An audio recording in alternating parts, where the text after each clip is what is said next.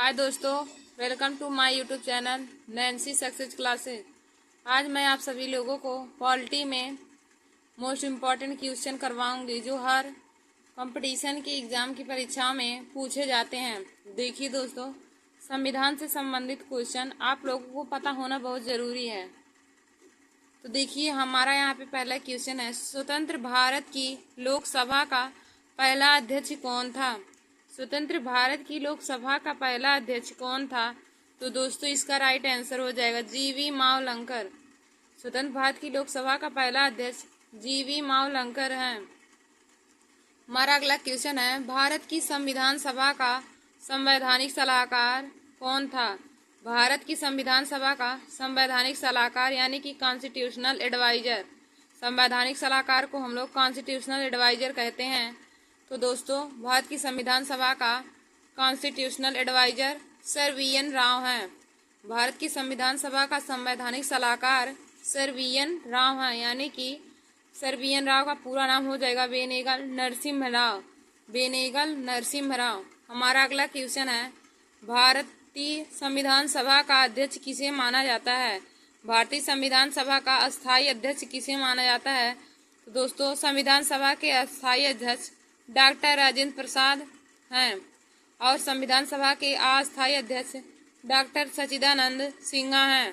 भारतीय संविधान सभा के अस्थायी अध्यक्ष डॉक्टर राजेंद्र प्रसाद और अस्थायी अध्यक्ष डॉक्टर सच्चिदानंद सिन्हा हैं। भारत के पहले राष्ट्रपति के रूप में डॉक्टर राजेंद्र प्रसाद का चुनाव किया गया था। हमारा अगला क्वेश्चन है, भारत के पहले राष्ट्रपति के रूप में डॉक्टर राजेंद्र प्रसाद का चुनाव किया गया था।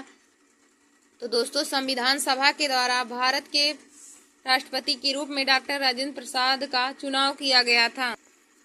हमारा अगला क्वेश्चन है, भारतीय संविधान की समवर्ती सूची की अवधारणा किस देश के संविधान से ली गई है? भारतीय संविधान की समवर्ती सूची की धारणा किस देश के संविधान से ली गई है? तो दोस्तों, ऑस्ट्रेलिया देश के संविधान से समवर्ती सूची की धारणा ली गई है। हमारा अगला क्वेश्चन है, संविधान में संशोधन किस देश के संविधान से लिया गया है? संविधान में संशोधन किस देश के संविधान से लिया गया है? तो दोस्तों, दक्षिण अफ्रीका के संविधान में संशोधन किया गया है। हमारा अगला क्वेश्चन है, मौलिक कर्तव्य किस देश के संविधान से लिया गया है? मौलिक कर्तव्य किस देश के संविधान से लिया गया है? तो दोस्तों, मौलिक कर्तव्य रूस के संविधान से लिया गया है और हमारा मौलिक कर्तव्य आर्टिकल 51A में है। मौलिक कर्तव्य हमारा आर्टिकल 51A में है जो रूस के संविधान से लिया गया है। हमारा अगला क्वेश्चन है, नीति निर्देशक संविधान किस देश के संविधान से लिया गया है? नीति निर्देशक संविधान किस देश के संविधान से लिया गया है? तो दोस्तों, आयरलैंड के संविधान से नीति निर्देशक संविधान लिया गया है। हमारा अगला क्वेश्चन है, भारतीय संविधान में कितनी अनुसूचियां हैं? भारतीय संविधान में कितनी अनुसूचियां हैं? तो दोस्तों, भारतीय संविधान में 12 अनुसूचियां हैं। देखिए दोस्तों, भारतीय संविधान में वर्तमान में 12 अनुसूचियां हैं और हमारा जब संविधान बनकर तैयार हुआ था यानी कि 26 नवंबर 1949 को, तो संविधान में 8 अनुसूचियां थीं और 22 भाग थे और 395 अनुच्छेद। देखिए दोस्तों, यदि आपको पूछे कि जब हमारा संविधान बनकर तैयार हुआ तो उसमें कितनी अनुसूचियां थी, तो उसमें 8 अनुसूचियां थीं, 22 भाग और 395 अनुच्छेद थे और वर्तमान समय में 470 अनुच्छेद और 25 भाग और 12 अनुसूचियां हैं और हमारा संविधान पूर्ण रूप से बनकर 26 नवंबर 1949 को तैयार हुआ था और पूर्ण रूप से लागू 26 जनवरी 1950 ईस्वी को हुआ था। दोस्तों, हमारा अगला क्वेश्चन है, भारत में एकल नागरिकता की अवधारणा किस देश के संविधान से लिया गया है? भारत में एकल नागरिकता की अवधारणा किस देश के संविधान से लिया गया है? तो हमारा हो जाएगा इंग्लैंड से। इंग्लैंड से भारत में एकल नागरिकता की अवधारणा ली गई है। हमारा अगला क्वेश्चन है, भारतीय संविधान में राष्ट्रपति चुनाव की प्रणाली किस देश से ली गई है? भारतीय संविधान में राष्ट्रपति चुनाव की प्रणाली किस देश से ली गई है? तो दोस्तों आयरलैंड देश से संविधान में राष्ट्रपति चुनाव की प्रणाली ली गई है। फिर हमारा अगला क्वेश्चन है, भारतीय संविधान कब अपनाया गया? भारतीय संविधान कब अपनाया गया? तो दोस्तों भारतीय संविधान 26 नवंबर 1949 को बनकर तैयार हुआ और लागू 26 जनवरी 1950 ईस्वी को हुआ था। हमारा अगला क्वेश्चन है, राष्ट्रगान पहली बार कब और कहाँ गाया गया था? राष्ट्रगान पहली बार कब और कहाँ गाया गया था? तो दोस्तों राष्ट्रगान पहली बार 27 दिसंबर 1911 ईस्वी को कोलकाता में गाया गया। 27 दिसंबर 1911 ईस्वी को कोलकाता में गाया गया।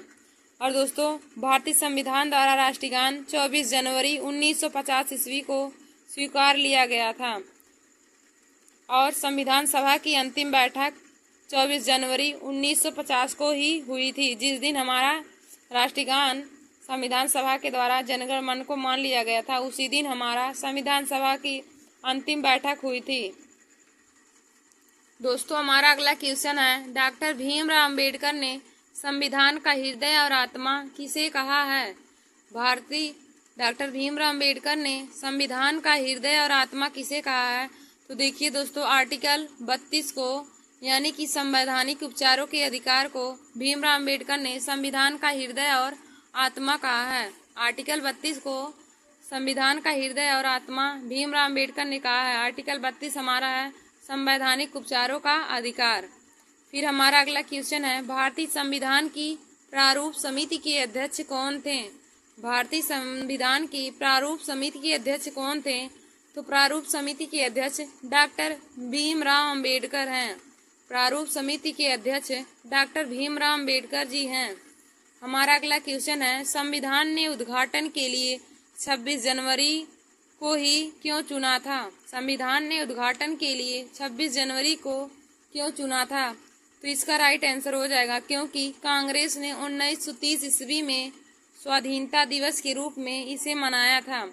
क्योंकि कांग्रेस ने इसे 1930 में स्वाधीनता दिवस के रूप में मनाया था, इसलिए उद्घाटन के लिए 26 जनवरी को ही चुना गया। हमारा अगला क्वेश्चन है, भारत के संविधान के निर्माता कौन है? भारत के संविधान के निर्माता कौन है? तो डॉक्टर भीमराव अंबेडकर भारतीय संविधान के निर्माता हैं। डॉक्टर भीमराव अंबेडकर भारतीय संविधान के निर्माता हैं। हमारा अगला क्वेश्चन है, भारतीय संविधान में कितने भाग हैं? तो देखिए दोस्तों भारतीय संविधान में वर्तमान में 25 भाग हैं और मूल संविधान में 22 भाग हैं और वर्तमान संविधान में 25 भाग हैं। हमारा अगला क्वेश्चन है, संचालन समिति और राष्ट्रध्वज समिति के अध्यक्ष कौन है? संचालन समिति और राष्ट्रध्वज समिति के अध्यक्ष कौन है? तो डॉक्टर राजेंद्र प्रसाद संचालन समिति और राष्ट्रध्वज समिति के अध्यक्ष हैं। हमारा अगला क्वेश्चन है, संघीय संविधान समिति और संघ शक्ति समिति के अध्यक्ष कौन है? संघीय संविधान समिति और संघ शक्ति समिति के अध्यक्ष कौन है? तो दोस्तों पंडित जवाहरलाल नेहरू संघीय संविधान समिति और संघ शक्ति समिति के अध्यक्ष हैं। हमारा अगला है, भारतीय संविधान की 8वीं अनुसूची में कितनी भाषा है? भारतीय संविधान की 8वीं अनुसूची में कितनी भाषा है? तो दोस्तों 8वीं अनुसूची में 22 भाषा हैं और मूल संविधान में 14 भाषा थी और वर्तमान संविधान में 22 भाषा हैं। फिर हमारा अगला है, डॉक्टर भीमराव अंबेडकर संविधान को हृदय अनुच्छेद किस अनुच्छेद को कहा है? डॉक्टर भीमराव अंबेडकर ने संविधान के हृदय और अनुच्छेद किस अनुच्छेद को कहा है? तो इसका राइट आंसर हो जाएगा अनुच्छेद 32 को। हमारा अगला क्वेश्चन है, संविधान के अंतर्गत भारतीय लोकतंत्र के आदर्शों को हम कहाँ देख सकते हैं? संविधान के अंतर्गत भारतीय लोकतंत्र के आदर्शों को हम कहाँ देख सकते हैं?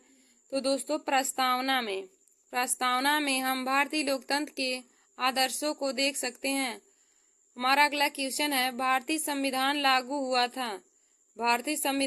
हुआ था। तो दोस्तों भारतीय संविधान 26 जनवरी 1950 ईस्वी को लागू हुआ था। हमारा अगला क्वेश्चन है, भारत का संविधान सभा किसके कहने पर बनाया गया था? भारत का संविधान सभा किसके कहने पर बनाया गया? तो कैबिनेट मिशन के कहने पर भारतीय संविधान सभा बना था।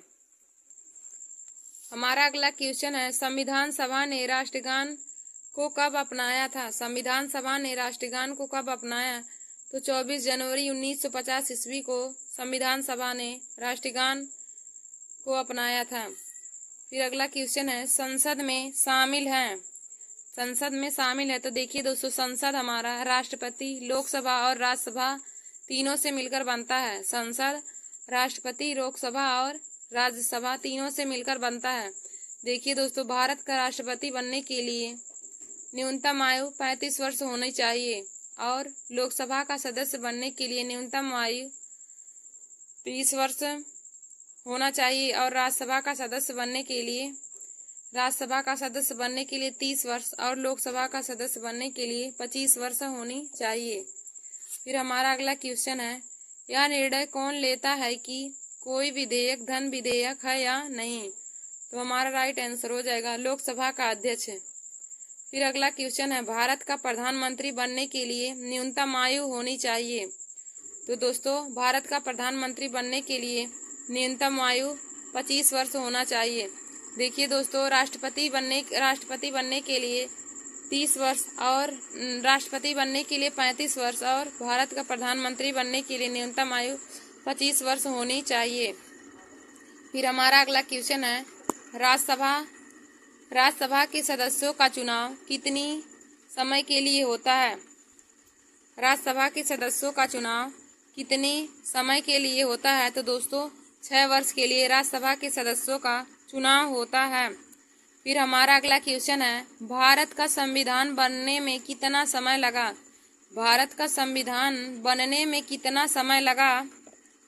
तो दोस्तों, भारत का संविधान बनने में 2 वर्ष 11 माह 18 दिन लगा था। भारत का संविधान बनने में 2 वर्ष 11 माह और 18 दिन लगा था और भारत के संविधान सभा बनने में लगा खर्च 63,96,647 रुपये। फिर हमारा अगला क्वेश्चन है, संविधान सभा की पहली बैठक कब हुई थी? संविधान सभा की पहली बैठक कब हुई? तो दोस्तों, 9 दिसंबर 1946 ईस्वी को संविधान सभा की पहली बैठक हुई थी। और यदि पूछे कि संविधान सभा की अंतिम बैठक कब हुई, तो अंतिम बैठक 24 जनवरी 1950 ईस्वी को हुई थी और संविधान सभा की दूसरी बैठक 11 दिसंबर 1946 ईस्वी को हुआ था।